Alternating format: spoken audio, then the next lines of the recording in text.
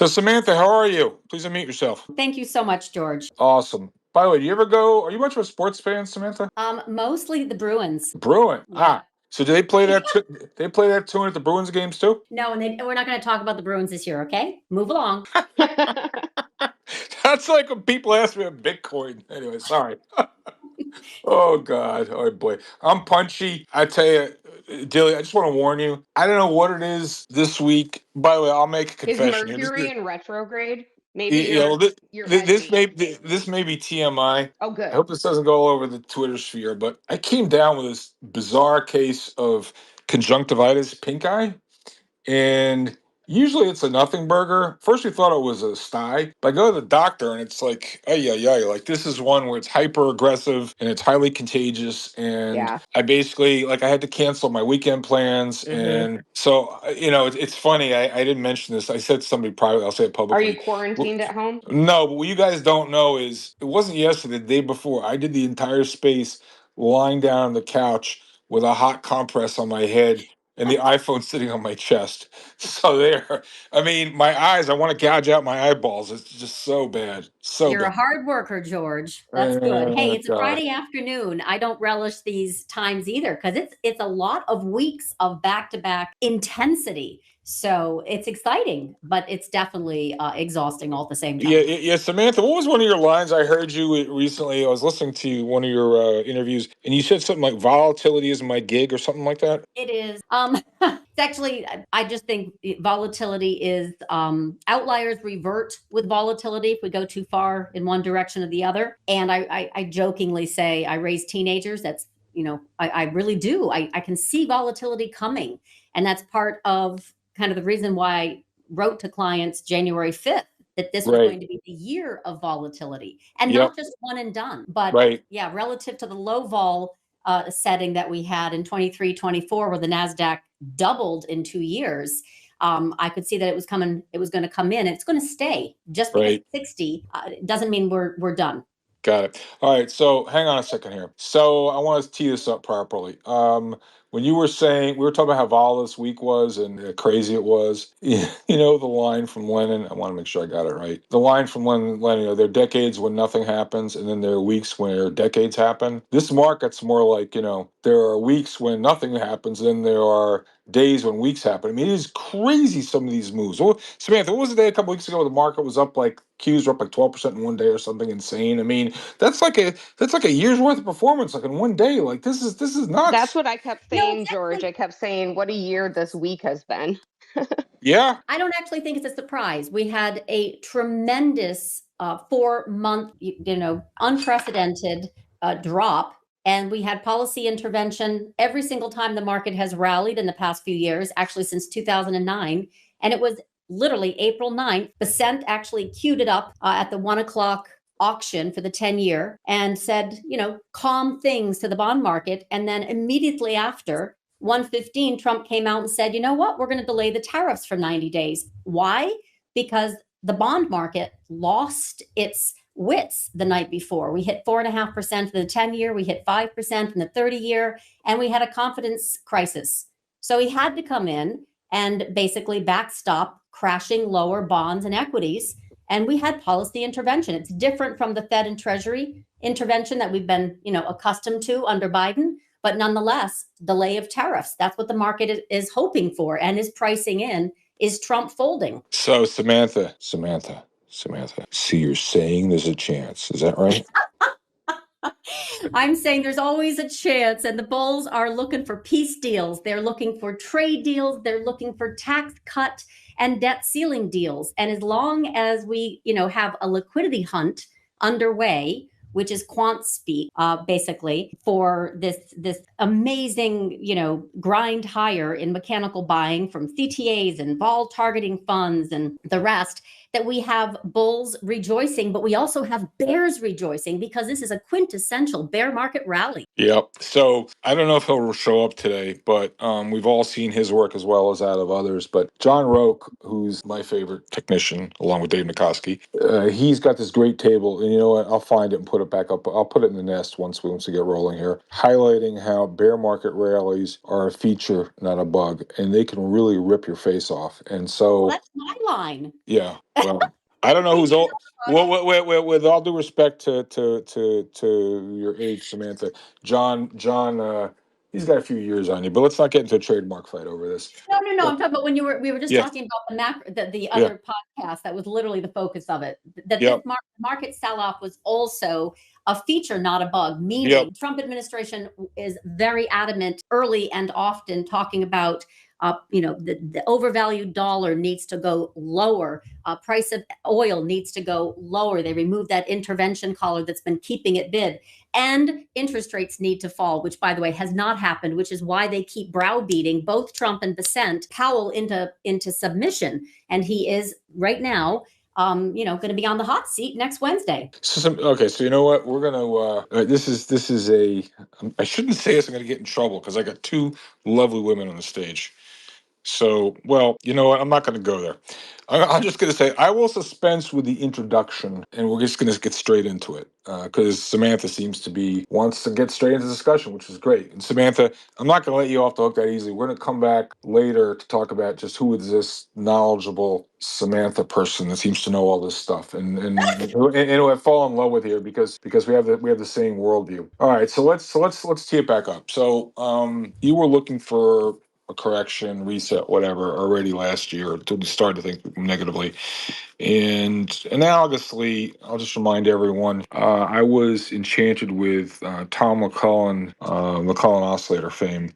He had put out a piece, and we actually interviewed him, and we did a space with him back in November, December. And he was likening the rally in the run-up to the 24 election to that of the 1980 election.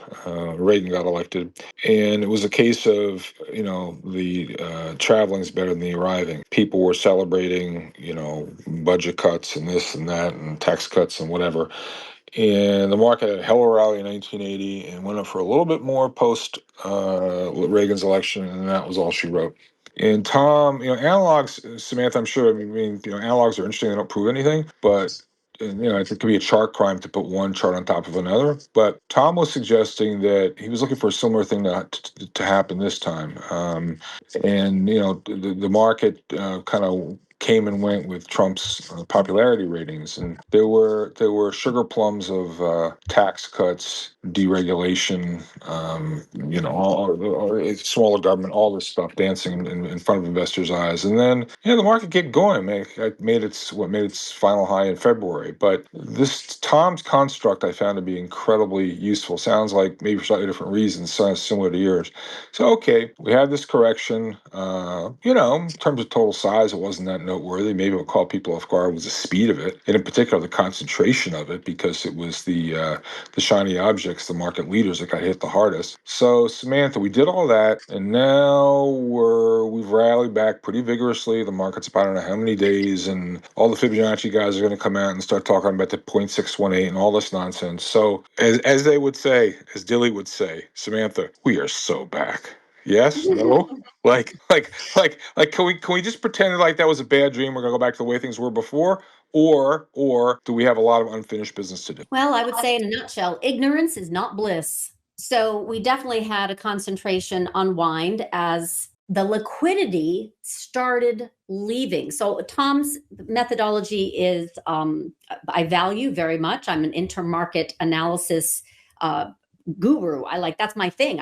It's even stronger than my macro or my technical. I love cross asset analysis, but he and I do not have the same focus. Mine is on liquidity. So I'm looking when there are buyers, when there are sellers, and when one outweighs the other. So I'm really always looking, it's liquidity hunting. That's kind of like my job. So I could see that in December 2nd, actually, is when we started to sell. Net selling started to pick up underneath the surface before the market starts to roll over. So we actually create this kind of air pocket of risk when selling starts to step up, and then buyers step away, and it creates this air pocket. So it actually started rolling over. Remember December 18th, we had that nice 3% downdraft. We had our first VIX spike of size since the yen carry trade unwind back in August. Anyway, Fast forward to February, it did it again. So I could see the selling was picking up underneath the surface before the strong selling on February 21st,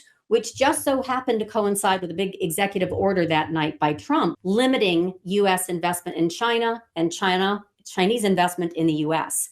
And then the thing just kind of snowballed, right? And it was part of the dollar selling off that had me coin that term early, that money goes home. So it was not safe. So, trying to find the liquidity drivers right now, it's very straightforward. We have a solid bounce off of after a 21.5% pullback in SPY on policy intervention, which was Trump and Bessent coming in, again, trying to juice the market to get excited, to stabilize. And then you have these kind of price insensitive quant funds that come in and position, and shorts have to cover.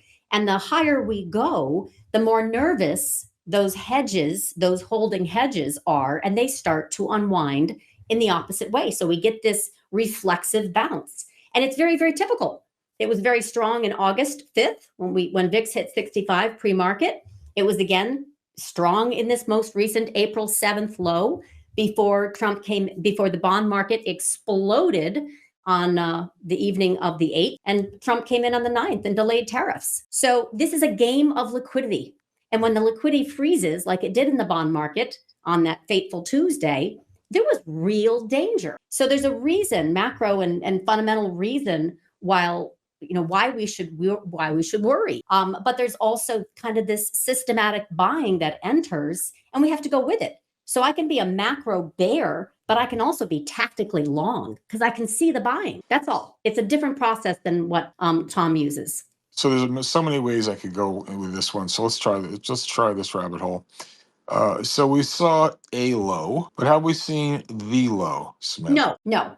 So my feeling is that concentration of power in large tech names, it may help keep equities bid, and it's not a surprise that these Mag 7, in large part, but we had 4 of the 7 report this week, that they would beat, that they would keep the equity market. It kind of stays stitched together during earnings season. And it's very hard after 13 weeks of sequential downgrades, re-rating of earnings lower. It's very hard for them not to jump over. I mean, that's the game, you know that. So the problem is that concentration of power in large tech names, keeping the equities bid, is not going to help the U.S. economy grow. The falling dollar typically is, inversely related to helping, equities stay bid, but it's not going to help the U.S. economy grow.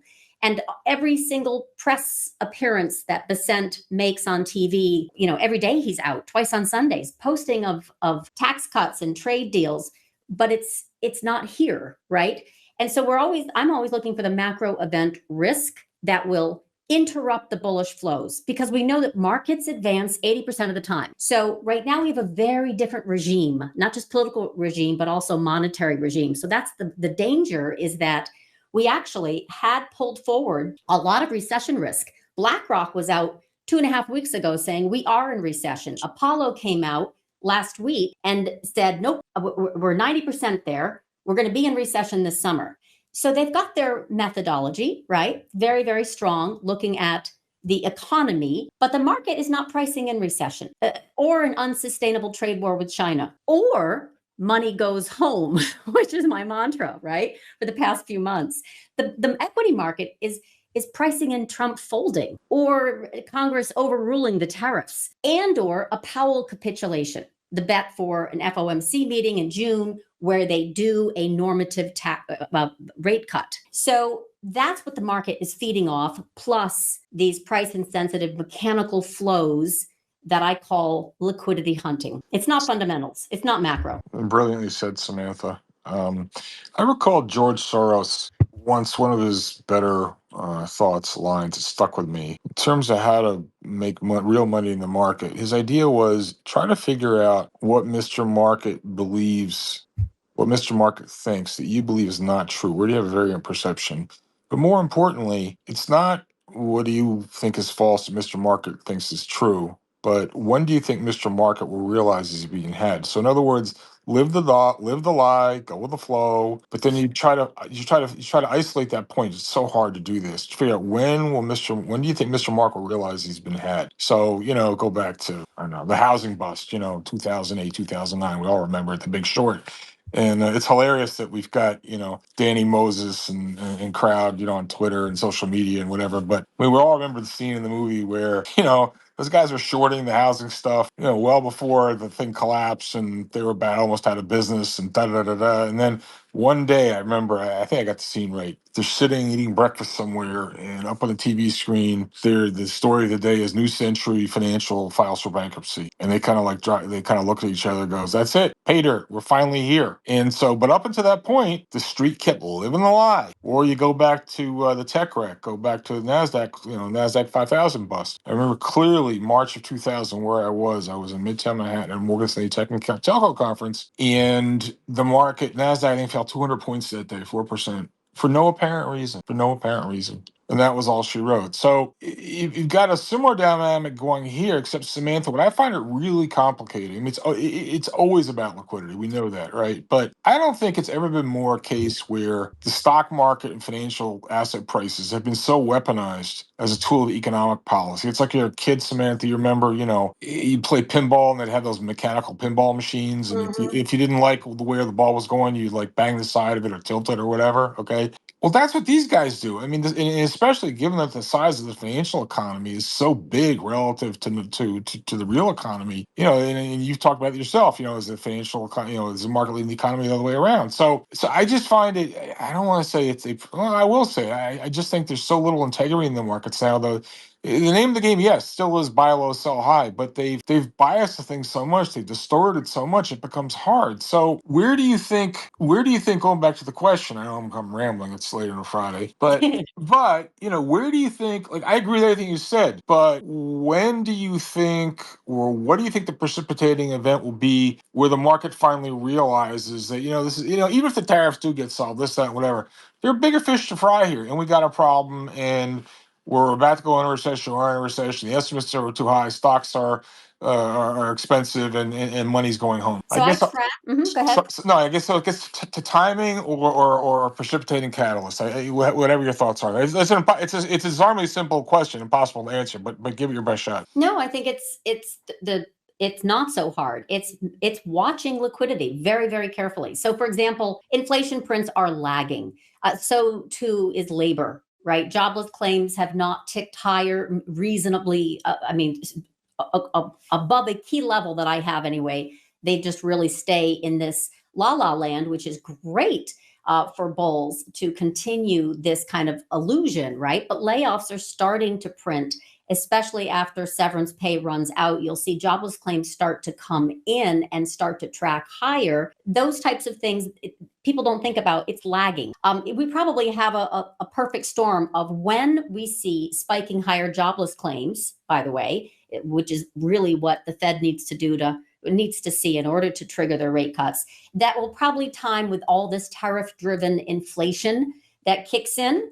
We've seen the headlines about supply-driven worries as far as inventory going missing from the shelves. So we've got this waiting for us. We haven't dealt with this.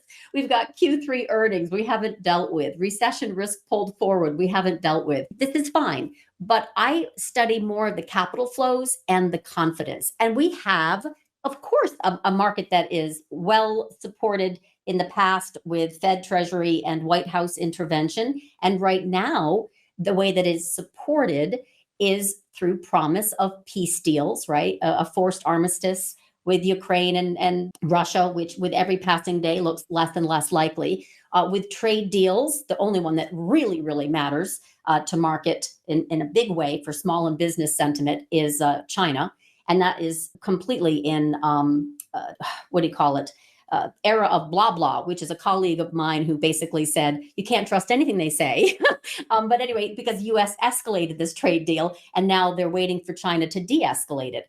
And then, of course, really front and center would be tax cuts and the debt ceiling deal. Whether you're for or against it doesn't matter. But if these tax cuts do not get passed, it's an immediate tax hike, right? We're used to the cuts already. This is an extension thereof. Huge. So that would be an instant reason for the for the economy to go into recession a lot earlier. Same thing with the debt ceiling.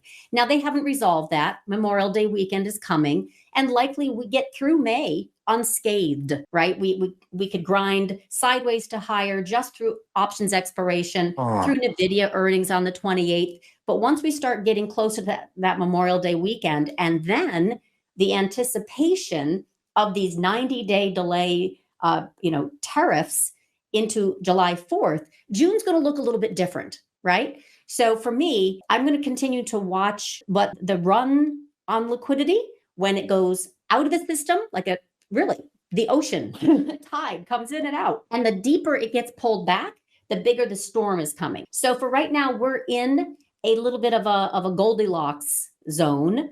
And we're thankful for it because we have lots of tactical ways that we can trade, right? Long and short.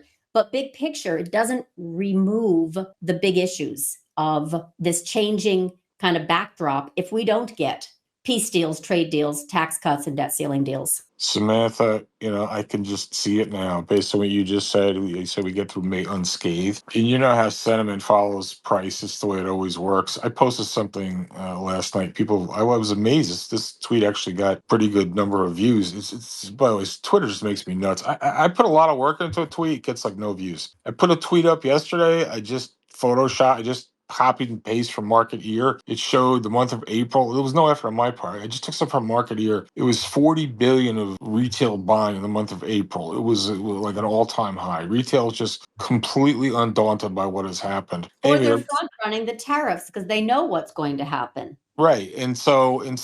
But what I'm just sitting to you listening, and it's like my skin is starting to crawl because like you think we're so back now. Oh my God! If the market goes up in May, like you're saying, may happen. Oh my Lord! It's the Dan Ives is going to be coming out with his crazy color jackets, turning positive on Tesla again. There still are no downgrades on Google or NVIDIA. Oh my. I mean, the analyst market isn't really great, right? We can't really go on that, but it is funny. McDonald's, for example, came out yesterday and said their comparable same-store sales are the lowest since 2020 lows. And yet not one single analyst is worried. Not one, there's not one zero sell on a Google or NVIDIA, or it's just, that's the market we have. It is contrived. Ignore that stuff. That's all noise. Yeah, it's like pay no attention to that man standing behind the curtain. By the way, we have Dilly and I. We never do this breaking thing. Like the thing I always talk to Dilly about. We rarely talk about what's happening in the market that given day. It doesn't really matter in the bigger scheme of things. So whether people listen to this recording today or a week from today, assuming the world doesn't change, doesn't really matter. But Dilly, I couldn't help but notice. I saw one of these headlines flip across just now. It says Nike asks Trump for trade exemption. It's like, Oh, yes. I mean, it's like it's. Yeah, it's coming. It's like the early days of Harley Davidson that required, lots of intervention to tariff aggressively Japanese Oh motorcycles. my Lord! Even So, survive. Samantha, let's roll this forward a little bit, okay? So, math is hard. I know, so they tell me. All right, but I think the number was I think we took in a total of 63 billion in tariffs last year, and total imports are like I can't remember, it's 3.5 trillion, 4 trillion, something like that, and. You look at all the exemptions left, right, and center, and even if you were to tariff everything, put whatever number in you want, like the numbers just don't add up. And they want tax cuts. It's like you were saying, like we have to extend the current tax cut, otherwise it's tax increase. But they want tax cuts beyond that. All right. And so my question is, and I'm sorry to be so, and listen for it, Dilly, analytical. I didn't say analytical. I go analytical. I'm an analyst. Okay. I'm sorry to Yes, pay such attention to details. that's a good Okay. descriptor. I'm sorry, Samantha, if I offended you. I don't know you well enough to say that. Dilly doesn't matter, but math is hard, and like I called this out on November 6th, with Elon running his mouth about Doge, and if you just looked at what they claim, at first it was 2 trillion, then it was 1 trillion, and da da da da da, and you take a look at this the mandated spending, and the interest is like 85% of the budget. I mean, you can't get from here. The whole thing's nuts. So what I want to get to is there is a question here. As they would say, Dilly, it's really bad when I have to ask myself, will I land this plane? I don't know. I'm tired. I'm punchy. It's Friday afternoon. So Samantha, if you just roll forward with what you're saying, there's no austerity. It's all nonsense. Okay. Correct. The budget deficit is running well ahead of where it was last. Spending is running well ahead of where it was last year. This is a guy who, they want rate cuts. If we were an emerging market and the IMF came in and it looked like this, they say, hey guys, you know what? You got to tighten your belt, pursue a little austerity, raise interest rates to protect the currency. We are doing exactly the opposite. Yeah, because So I think about this. I'll instead of making a statement, I'll just ask you the question. It's like my grandfather used to say: never ask a question you don't think you already know the answer to. Like, it just occurs to me, like, nothing good's going to come out of this. You mentioned the word volatility before. I mean, like, to me, this is like complete insanity. So could you just riff on that for a little bit? Well, right now, this is why also stocks are responding, not only because the dollar is falling. So obviously stocks in dollar terms, they look great, but not in gold terms. That's another conversation. But fiscal spending in general, we know that it's not under control. It's the opposite. And that's also supportive for equities. I mean, it's just for now. So these tax cuts, correct. It is they are the fiscal policy right now appears to be another like all gas, no brakes strategy. And it's very good to pump liquidity for stocks and gold, but bad for bonds. And that's going to matter sometime. And eventually, bad for bonds equals bad for stocks, right? So this is really a situation where there is not short-term even pain. We have because there is no fiscal restructuring, and we don't even need austerity, but we definitely need restructuring. So this 50% larger bill, because that's ultimately what it comes into, believe it or not, the Republican tax plan includes approximately 1.5 trillion in new tax cuts beyond the 3.8 trillion. Wait, Samantha, stop. I'm glad you said that because I have a friend who was asking me this question. My friend wanted to know. No, seriously, the tax bill they're talking about is $1.5 trillion in addition to extending the present tax cuts. Correct. And the current extension of the 2017 Trump tax cuts are 3.8 trillion. So that's a 50% larger deal. Now, 2024, the US deficit, we all know, was like 6.5% of GDP, right? Doge has not done much yet. Maybe they will. Maybe, right? That's everyone is hoping. But basically, these plans that I just kind of outlined, which passed, by the way, during all that tariff drama, terror, they add another 1.5% to the deficit. So we have a situation where the shift from, and that's why I said we're not just having a new political regime, but a new monetary regime. And people aren't really paying attention to that because it's very familiar to those in emerging markets. US hasn't been that before. So I happen to be very fortunate I run a financial research firm. I have a trading desk of 10. And one of them is a classical economist. He's brilliant. So he's very well versed in emerging market sovereign debt default. And guess what? He's looking at how this transition is overtaking the US. We are on the edge, and it's not a pretty edge, and he's not one who is normally worried until this most recent event where the confidence was removed very strongly, obviously, from the bond market, but also my thesis of money goes home in a crashing lower dollar. With gold spiking, that is definitely a good trend long, right? We've got more countries that are settling trade amongst themselves outside of the dollar, outside of the petrodollar, and in gold and silver, but much more gold. So this risk-off event that many people associate with a dollar squeeze is exactly opposite of what happened most recently in this big pull down that we had, right? Very, very big, clear message that money's going home. They're repatriating dollars and leaving. And they're not going to come back. It's money goes home, money stays home. That's my mantra. 100%, 100% agree. And I have to ask, I'm going to channel my inner Dilly just so she doesn't have to work too hard. So, Samantha, what does that mean for Bitcoin? So, George. you picked the wrong person for that question. Oh, all right. So Samantha, I'm recusing myself from this. Could you please address your comments to Dilly? No, I don't know who she is, but I wrote a piece about this. Actually, you can even find it on my Substack. So I do have a mini me project, which is kind of sharing some of my analysis. And one of my topics just a few weeks ago was be careful what you ask for from Bitcoin. Trump's Bitcoin blessing can backfire big time. So all part of this, money goes home, money stays home, right? And everyone was excited. Bitcoin, fell about the same amount as the dollar. And then there was this, chart going around how, it was very exciting that we had a steady value of Bitcoin as the dollar falls. But how is Bitcoin measured? In dollars. So it's kind of a little bit of a chart crime, but Bitcoin is falling with the dollar. So it's something that will continue to disappoint. I think this is really not a safety trade, and neither are bonds for all the reasons that we just talked about, right? With the fiscal spending getting outside of the comfort zone. And by the way, let me go back on that because this will impact Bitcoin as well. When we have this market weakness on trade wars, right, and US bond selling, and it accompanied a falling dollar and spiking higher gold and spiking higher yields, right? We forget about that. That was just a few weeks ago. It was a really big deal. It was more of a systematic unbalancing.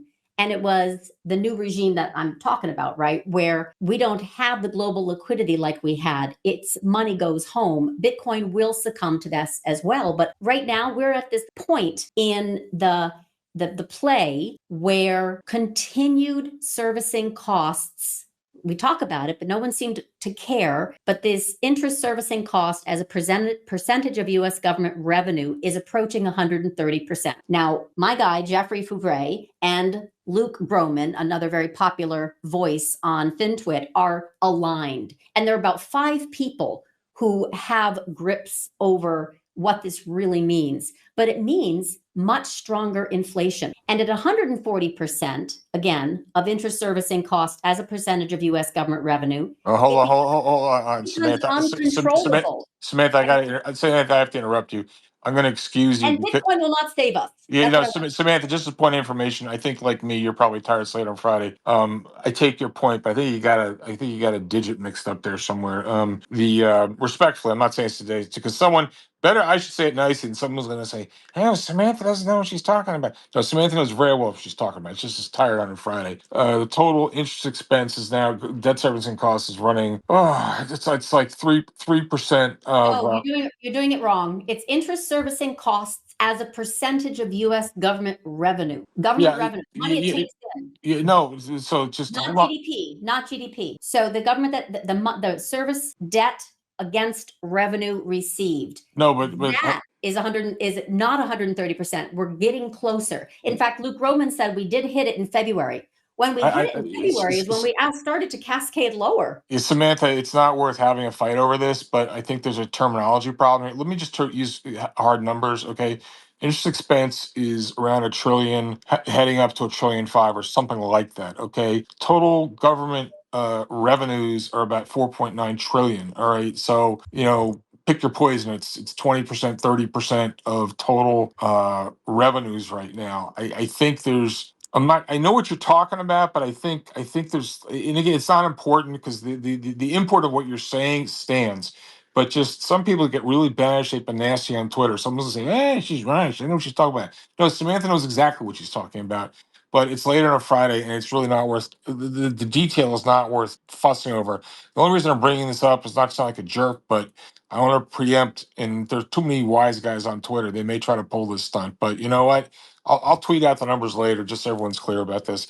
But anyway, getting back to the place, Samantha, you like gold, and we always try to make it so that it's helpful to people in the room. What should they do from an investment standpoint? And they're not going to day trade or keep, do the stock of the week or any of that nonsense. Okay, so for the usual investor, you may say, well, it also depends on where they are in life. If they're a boomer, they're a young person, this, that, whatever. So I'm not asking for so much for investment advice, but your views on markets. You like gold. I don't want to put words in your mouth, but this is not that I like gold. No. I like to be tactical and active. So I've got chase portfolio, swing portfolio, trend portfolio. I've got subject matter experts all around me who have their own particular attention, whether it's quant or fundamental or macro. My point is, I like to see when we have macro. I like to track macro event risk, liquidity hunting, sector rotation, stock selection on all kinds of time frames. What I'm saying so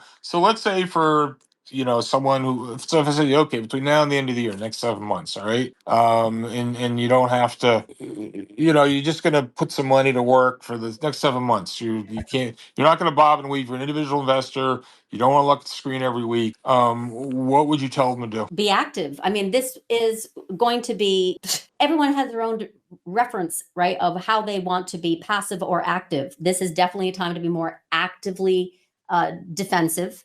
I think this is a fabulous time to position short soon, not probably until June, and then let the chips fall into Q3. If we can get some fabulous resolution around peace deals, trade deals, debt ceiling and tax cut deals, then great, the market is going to rejoice. But what are Vegas odds?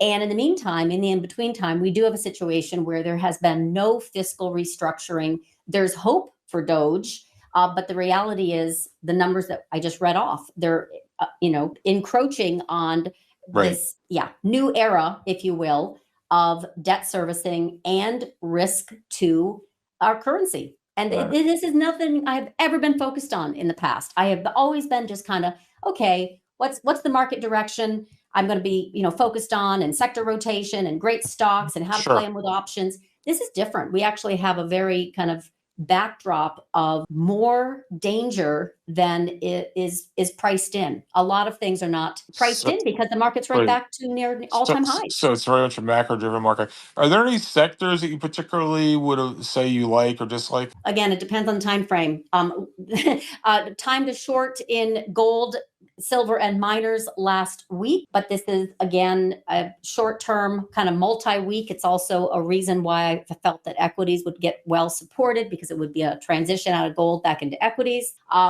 Not, really excited about tech, even though the market seems to be. There is a lot more on the home front that we're going to have to focus on. People don't really like to play non-tech. It's not as sexy. It's not as momentum driven. But when these tariffs are rolled out, and I do believe, Trump's going to follow through with this, we're going to have to focus on boring U.S. companies that are going to be able to take advantage of this transition. And lots of people don't want to kind of do the homework on that front, if truth be told. In other words, which ones are going to be in a sweet spot for potential export? Margins won't get creamed. They're going to be just few and far between, honestly, until we can get through this transition period. And I think it's going to be a really tough end of the year, but I'm on record for saying that last year, regardless of who won. So I'm the one who never made a recession call until last June of last year and said, it's going to come in second half of 2025. All Trump has done is pulled it forward. So just to be clear for everyone, you're saying that we either are about to enter or are in a recession now? No, I said we would have it pulled forward in the second half of 2025, and all Trump did was pull it forward. Right. But I'm not sure you heard my question. So fast forward to current mark to market right now.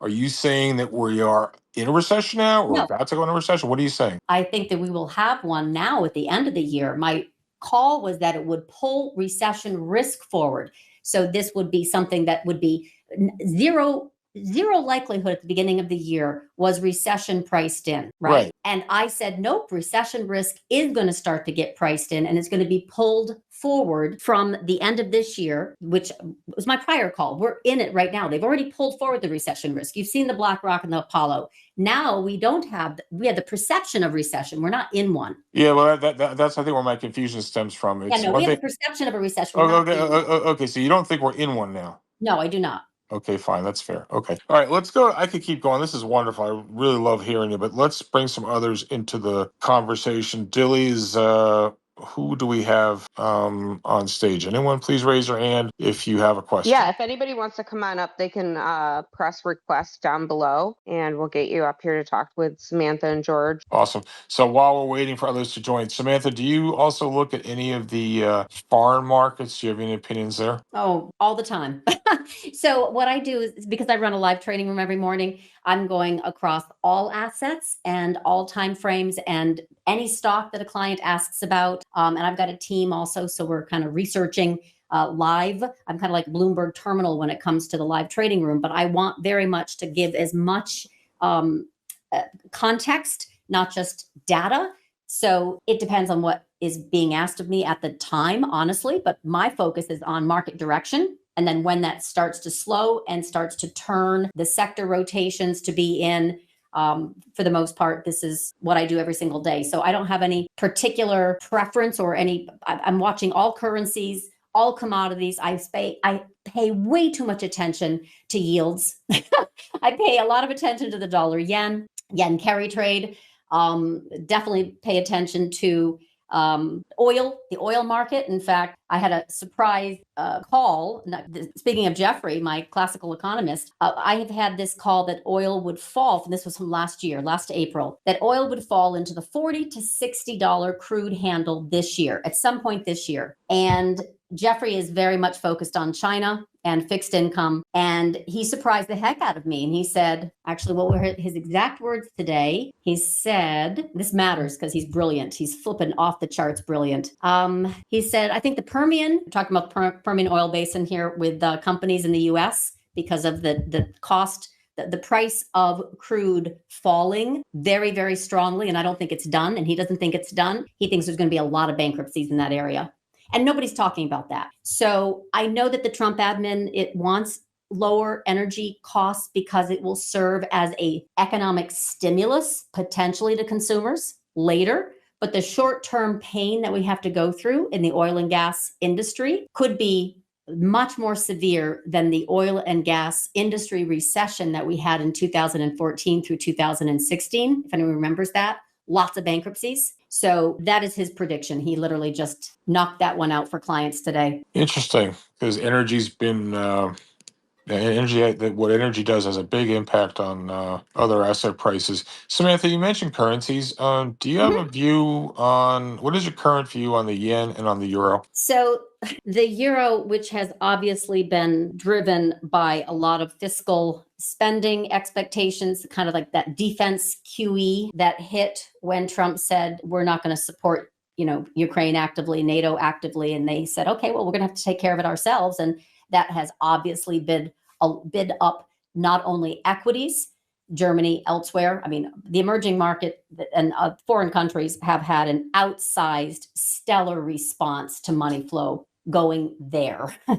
Money has gone home, but it has definitely invested where they're going to be raising fiscal spending, right? And the currencies have also followed, no question, as the dollar has dumped relatively. The euro, however, is such a political animal and it is so overvalued right now. Yen is also a political animal. And this is a bigger deal for me. So I focus more on the yen because it's used in collateral, in basis trade and in funding lots and lots of NASDAQ and other yield chasing. But the point is they're funding in yen because it's so cheap relative and chasing NASDAQ. That was part of the reason why we had such a drastic fall in July to August was the yen carry trade unwind. And that was a currency driven situation. This recent yen advance has been very strong for all kinds of other reasons related to the treasury market and the lack of confidence and the capital flows. So it's more durable to me. So I see a much better trade long this year in the yen over the euro. Right. So I actually think that the euro looks the euro I'm not so sure about, but I share your optimism around the yen. And Swiss franc has also been very strong. Have you been noticing that? Very much so, because that's where people, and funds and countries, whatever, hide out. It's an investment vehicle, but it's also a safety trade. I mean, Swiss National Bank has already gone NERP, not just ZERP, zero interest, but they're now negative. And they said they would. So they already predicted and prepared. So yes, that is why there has been a lot of rotation into the Swiss franc. But for the most part, the dangerous play is the yen moving higher because it does create this trigger of a basis trade unwind. It is also clearly, in other words, Treasury is a large collateral trade. Oil is a large collateral trade. We have yen moving higher. There's a de-risking in the NASDAQ. So you've got this kind of combo deal when you see our US yields falling With oil, you know that yen is there's a play. There's definitely a play there. So I'm always looking at, even intraday, if truth be told, how the 10-year JGB is doing relative to NASDAQ. There's a lot of interrelation that is strong, even on an intraday basis. So yen for me is a big tell of potential volatility. And when it pulls back, it's also very supportive of U.S. equities. Right. And the Japan is the biggest net creditor on the face of the planet, or second biggest. I lose track with. It's just enormously important what they're doing with their money. And you now look at how much Japanese bond yields have risen. U.S. bond yields do not offer much of a yield pickup as much as they used to. And in particular, if you then think of it from the standpoint of a Japanese investor, and they have to hedge their U.S. Bond portfolio, is actually a negative return. So I think we're really what's the line, Samantha? It's like never depend on the kindness of strangers. So I'm kind of wondering, as you roll forward with this and you think about our burgeoning borrowing needs, the fiscal profligacy, the fact that foreigners, increasingly have smaller appetite for our bonds. A lot of people talked about we might eventually get to some type of yield curve control, or forcing the banks, releasing the capital requirements of the banks, forcing them, compelling them to buy our bonds. I mean, I think bond yields are going higher eventually. I don't know. What is your take on bond yields, and what do you think the government's going to do about it? Well, one of the things that I look for in the short term that is supportive of equities is, in fact, the big banks requesting regulations to be relaxed around the SLR. So the SLR is a way for them to have fewer capital tied up, and that would actually be very supportive for equity markets. But the bigger issues that you're talking about around yield curve control are extraordinarily inflationary. So QE right now, given where we're at, kind of in this monetary regime change, right, from monetary dominance to fiscal dominance, and this is, again, not something that most are even looking at. It's a very inflationary backdrop. They can't do much. They can devalue the dollar. That's one thing.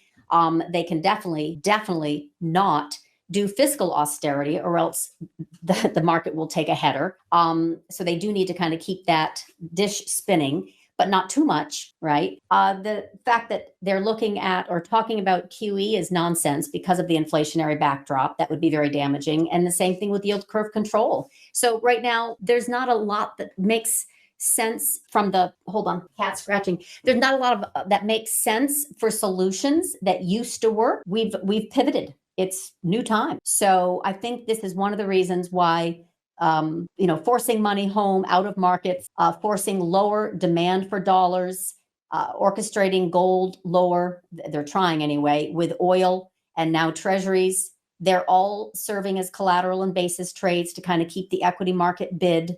Right now, we're really hoping, bulls are really hoping for tax cuts and debt ceilings, bill to pass, because otherwise they don't have a lot of levers left that they can pull Right. to manage inflation. Seems like they're kind of between a rock and a hard place. They're trying to control a lot of different things all at the same time, be it inflation, interest rates, the bond market, the stock market, the dollar. I mean, you can try to manipulate or control any one or two of those things, but you can't have them all at the same time. And I don't think this is going to hold together. Well, even Dalio, I mean, he's really shining right now, right? All of his warnings that he talked about, rolling out capital controls, which is, by the way, something that the executive orders included here, which is basically taxing foreign money that is here. Remember, we got a lot of foreign money that's invested, and that's why a lot of money is going home, because there are now threats of rolling out capital controls and taxing of foreign money, restricting U.S. money moving abroad as U.S. suspends potentially foreign debt service payments. That's Dalio's warning. He's been on this for a long time, but all of a sudden people are taking notice and going, damn, he's got something there. Yeah, well, respectfully, I'm reminded of the line, if you have nothing good to say, don't say it. So I'm not going to respond to that comment. And my ire does not relate to you. Let's just leave it at that. Andrew, welcome to the stage. You have a question? Andrew, please unmute yourself. Have a question for Samantha? Oh, yes. Great to have you, Samantha. And I just wanted to ask you, we heard you're a little cautious on large tech and how it formerly had very, very strong words for NVIDIA and CoreWeave. And I just wanted to get some thoughts on those and how the market shifted towards other names such as Palantir, Netflix, or the likes of Duolingo recently. Any thoughts here? What's the specific question? Oh, are you still critical of NVIDIA? And in terms of the market shifting towards other names outside of sort of the Mag 7, do you see a continuation of that, or you think it's dangerous? Oh, no, I follow all of it. So, I mean, in the case of NVIDIA, with sales flat in the US, they're making up that difference with sales to China, but that means they have to avoid some sanctions there, right? So, create different chips for that demand, form joint venture in China, go by way of Malaysia. And there are a few of us called, I guess, Twitter randos who, and I haven't done that fundamental deep dive, where Malaysia has taken off exponentially, right? Like 1,300% in sales for NVIDIA into Asia, which is basically backdoor, as is Singapore for China. So they are still relevant. There's no question. It's not about the technology. It's about Trump is out to punish to punish them, and why we keep seeing a little bit of this dog and pony show also, right? Jensen was just at the White House, etc. So I think tactically, it's fabulous trading environment for semis in general, and then the leader of the pack, right? It is nowhere near ready to fall over. We have falling gross profit. There's no question. That's the disappointment on the street. They don't have the same excitement around AI capex, and they definitely don't have this in the ecosystem. They don't have the same outsized margins as they used to.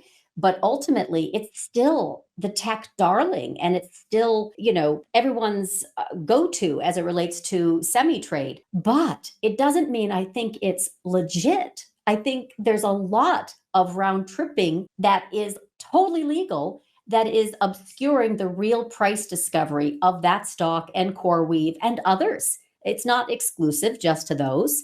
But the point is, you got cult darling stocks like Palantir, wicked overvalued, but trade it. I don't, have a particular marriage to any stock. I just think they're all trading vehicles, and some of them are in favor and some of them are out.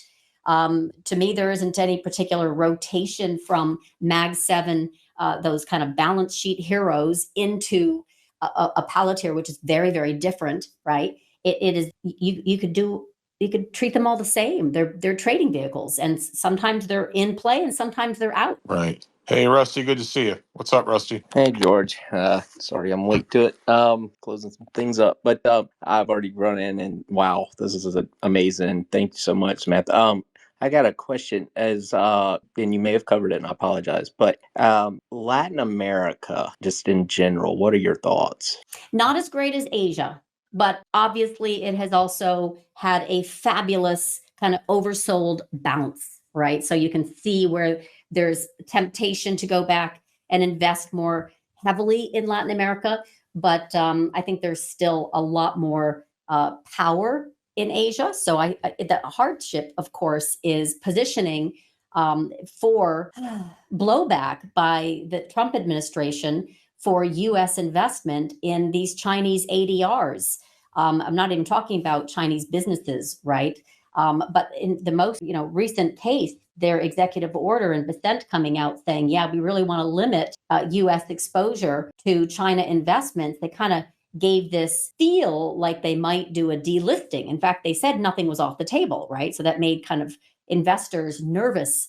But the fact of the matter is, those are some of the most gorgeous plays, right? Baba and such. So those are the ones that have, I think, the longest runway, but they have this headwind of intervention by the powers that be. I don't think they're going to do a delisting of these Chinese ADRs, because it would send all the ADRs into a tailspin. It would be very, very, very negative for market participants and for market sentiment, right? So I don't think that's going to happen per se, but they're threatening. So it's definitely limiting interest and exposure in those plays. But I think those are still better. But I don't discriminate. If it's right now, Germany's just run up too much too soon. And stuff that's coming up off the bottom, like a lot of plays in Mexico, they just seem like they're hitting resistance after really nice bounces. But as far as durable trends, there's a lot, honestly, in China, and it's difficult to access it now because of that headwind. But I think that's still going to outweigh Latin America. I agree. Thank you so much. That was a perfect answer. Thanks. Let's keep it moving. Eladio, good to see you. What's on your mind? No, just came to say hello. Bottom line is we just saw an amazing 9-day run, and I think we're going to see a leadership change in the Mag 7. That's already transpiring. A lot of it is skewed because of the exposure that certain entities have to China. Are we allowed to go into the Mag 7, or are we, or you don't want? No, that's fine. Just if you got a Anything. question, if you got a question where Samantha follows those stocks, go for it, Eladio. Sorry, can I discuss individual names within that group of Mag 7 or not? Yeah, for sure. If you got a question for Samantha, that's great. Go for it. Okay, well, look, Samantha, I agree wholeheartedly with what you said. I haven't invested in the emerging markets in 20 years. And there are areas of the market I just don't invest in, and that's one of the areas. I just think that we saw a skewed move where the markets in this global world had all the money went to the United States.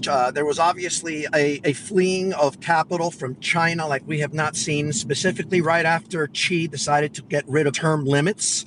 And he basically, and Jack Ma disappeared.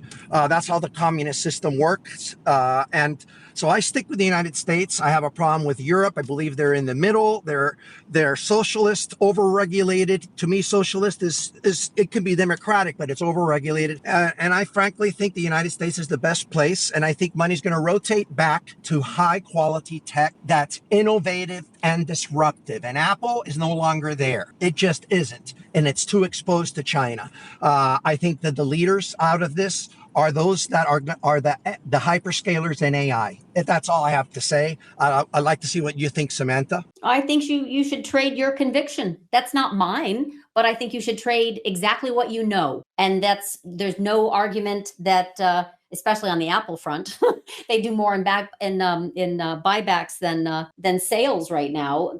It's a little bit worrisome. But for the most part, you're talking about a time frame that is longer. Never bet against America. I wouldn't disagree with that. 100%. As long as you can weather the waves of volatility. So if we get a 40% pullback, it's going to make it much more appealing for your AI ecosystem plays, but they're going to get hit hardest in the process, right?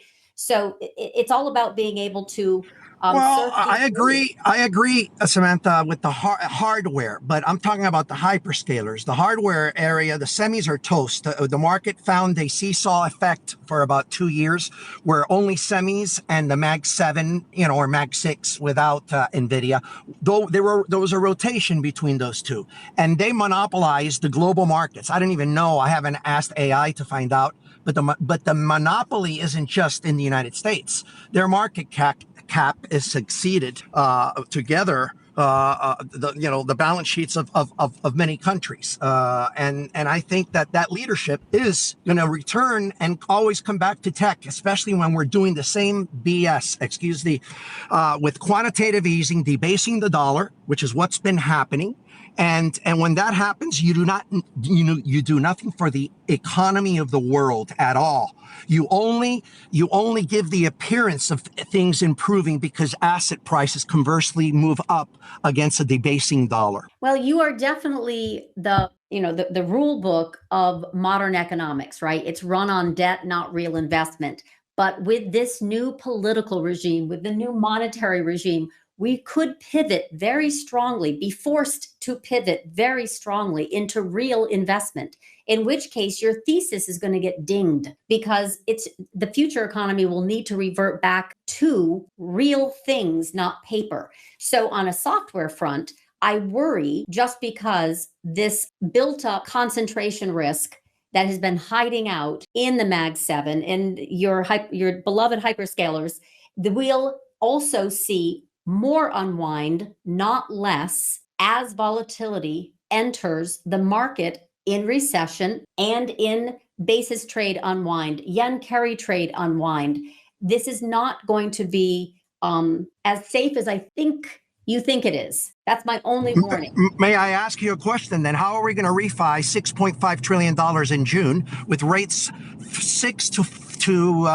to 6 times higher or 4 to 7 times higher than when Janet Yellen stupidly refied all that debt when the 10-year was at 0.7 and the 30-year was at 1.8? Well, you know the rates now. And the one thing that isn't working right now, everything's working in Trump's favor, especially with China crying uncle yesterday, except for the 10-year. How the heck are we going to refi $12 trillion refi? That's in addition, we're going to have the $2 trillion that we're going to have to borrow in the 12 months.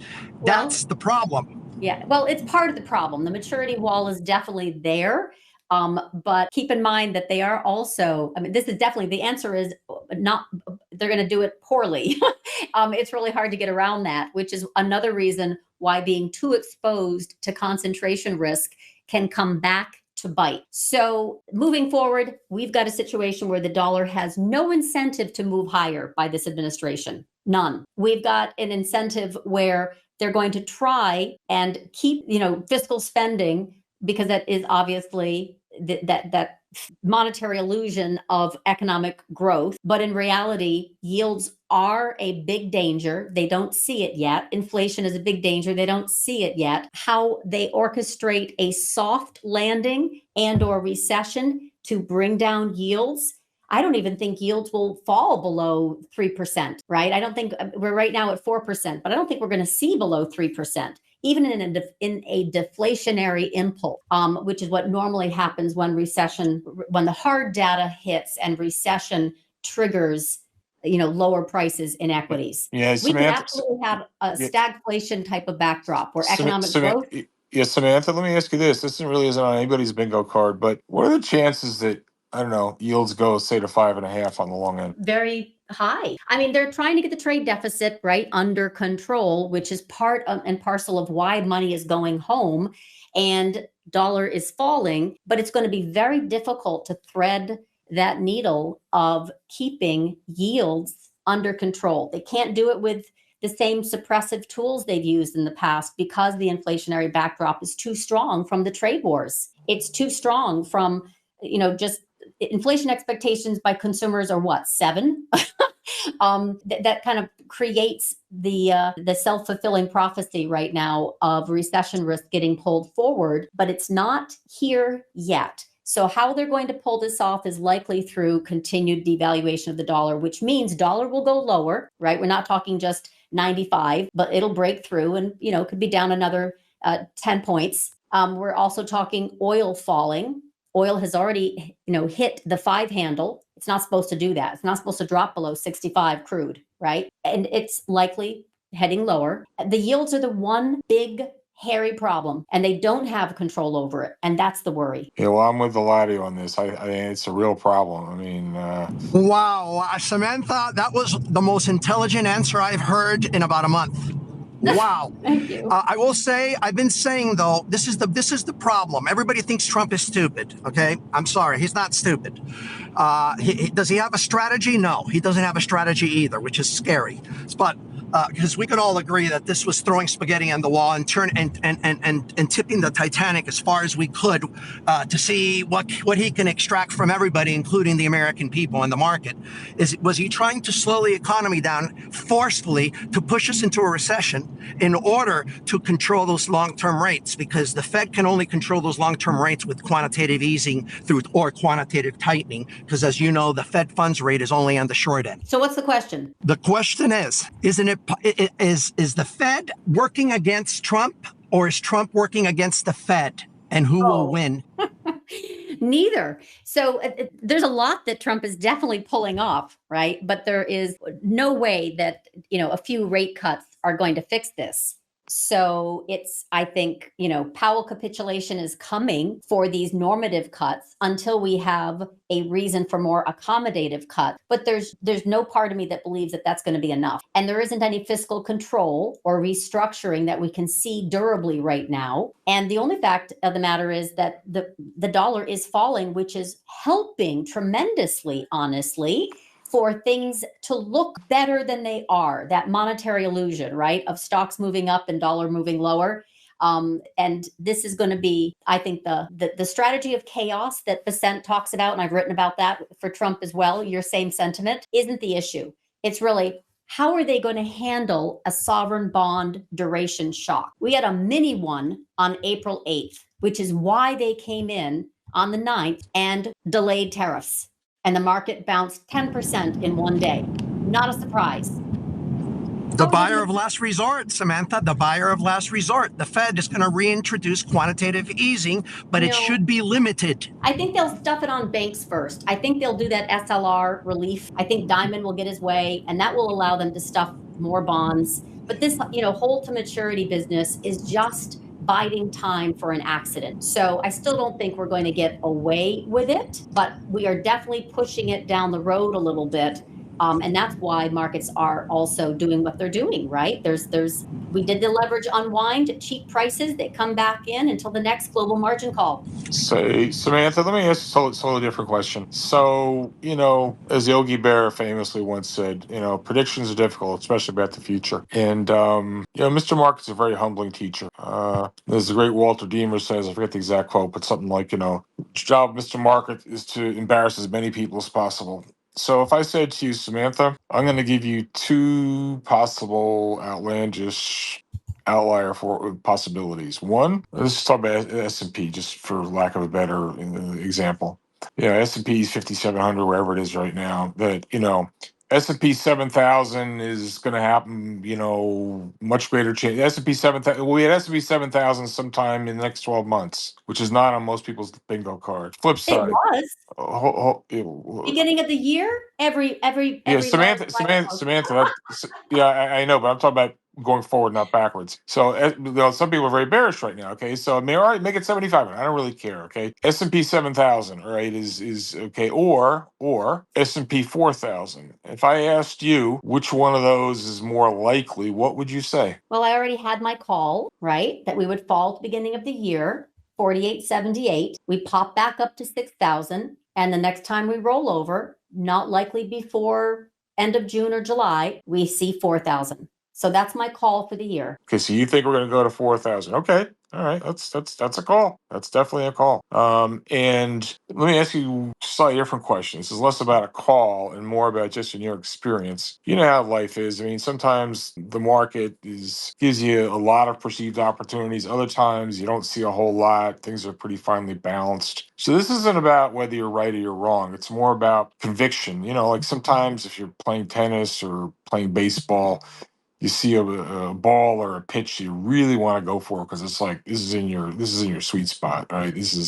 You got to go for it, right? Other times, again, let's just stay with baseball. The pitcher's not really throwing the ball over the plate too well, or it's around the corners. You're just not liking what you're seeing. It's just hard, and you're like, damn, this is too difficult. And so the opportunity set is not linear. I mean, sometimes there's a lot to do in the market. Sometimes you're seeing a lot of intermarket relationships that are incredibly compelling. Other times, it's not so obvious. So the question I want to ask you is, like, right now, is your conviction pretty high, like, about things that you're seeing? Do you think there's a lot to be doing in markets right now? Or as for many people, they're just getting, worn out by everything, and it's getting to the point where some people are just getting, I don't want to say bearish, but just like getting exhausted by the whole thing, and it's hard to figure out which way the wind is blowing. So I guess the question is this a high conviction or a low conviction environment for you? It's chop, meaning it's very high conviction on the calls that I still have, meaning big picture, we already rolled over, we're bouncing, next 4,000 this year, probably not until third quarter. My conviction of crude falling into the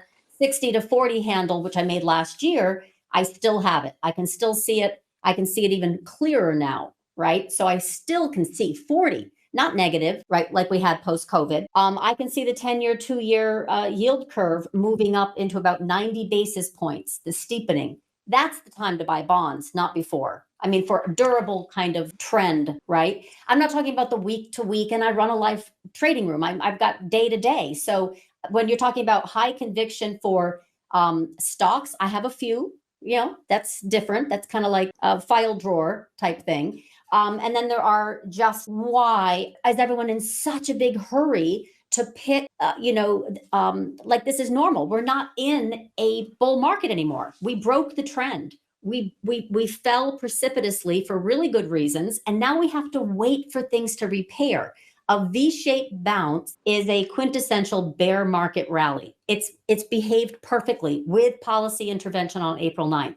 In the meantime, 10-year Treasury yields, when they're rising and risk assets are selling off, that's a warning. U.S. credit spreads widen 200 basis points. That's a warning. They've come back in and tightened. Doesn't mean it's all clear. Right. The term premium is rising. Bear steepening of the yield curve threatens, until banks can get their SLR relief, and then we're going to have another rally. The Fed talk of cutting, but long ends don't fall, or they even rise. That's another risk. By the way, gold is the new VIX. VIX is contrived. It's useless. It's a mean reverting, animal. Large auction tails. We have small ones, but we haven't had any big ones. Inflation, is rising with yields. Dollar is falling with yields rising. Like all of this stuff is happening. So I see that as a big picture. Fiscal credibility is eroding, and markets are starting to price in higher risk that the US is going to have some trouble, right? So I don't think that makes for a great backdrop, fundamentally speaking, especially when, we've got some uncertainty out there around trade deals and peace deals. And right now, we just got to get through the tax and the debt ceiling deal. Right. And then I think we'll get some more direction. But for right now, it's low conviction, except on a smaller time frame. Sure. But big picture, I'm still high conviction of a rollover into the end of the year. That includes equities, that includes bonds, and that includes oil, and that includes dollar. Full stop. Other than that, Mrs. Lincoln, how was the play? One more asset price question. Then I want to talk about what you actually do. I continue to look at gold. Forget about the short term. I have no idea. But over the next year or two, how high do you think gold can go? Higher. It's really why. It's in blue sky. For me, this is the best setup. I don't mean to pull back the next few weeks. That's very, very predictable because it's, again, letting some of the air out of that bubble. And it allows for equities to catch a break. Perfect. But big picture, once you get a stock in blue skies, do you put a price target on it? No, but what you can say with a stock, here's how I would respond to your question. Ask me a question. If I own a stock, they come in different flavors. Some may be like, let's say you had a steady Eddie grower, it's growing 10, 12%, whatever, and it's good You can't cash do flow. that for gold. Hold on, let me So like a stock like that, yeah, I'd expect it to perform well, but it's not going to go up. It's not going to 10x as some like to say, but some Bitcoin people will say Bitcoin's going to go to 1 million. Some gold people would say gold's going to go to 5,000 or 6,000. So just because something's in blue sky doesn't, Okay, here's an answer. Gold is going to go up until the U.S. Congress balances its budget. How's that? I can't think of a more bullish statement than that. So there you go. So Checkmate. it's Samantha. So you run a trading room or whatever. Can you just talk about like what is this trading room and what do you guys actually do? I run a financial research firm. Yeah. So So what do you guys do exactly? Okay, so I have a trading desk of experts. I am focused on all assets, all time frames, all types of clients, retail to institutional. I love this game of trying to figure out where we're going next and why. So I happen to not get tied into a particular silo of macro or technical or fundamental or quant or sentiment or intermarket. Intermarket is what a lot of the Tom McClellan, right, does. I love it all. So I'm busy scanning and synthesizing all of that and putting these, the dots together into words, and the words form sentences, and the sentence form paragraphs, and the paragraphs form, chapters. The point is I'm really stalking all of it. So that allows me to be very flexible, also bullish, bearish. Like, that's no problem either. I don't have any particular restriction. Now, I happen to like to collaborate. So I brought in subject matter experts. Like Jeffrey is very much fixed income and emerging market and, specialty situations. And Hans is an options mentor and trader and portfolio manager. So there's lots of hedging strategies that helps clients as well.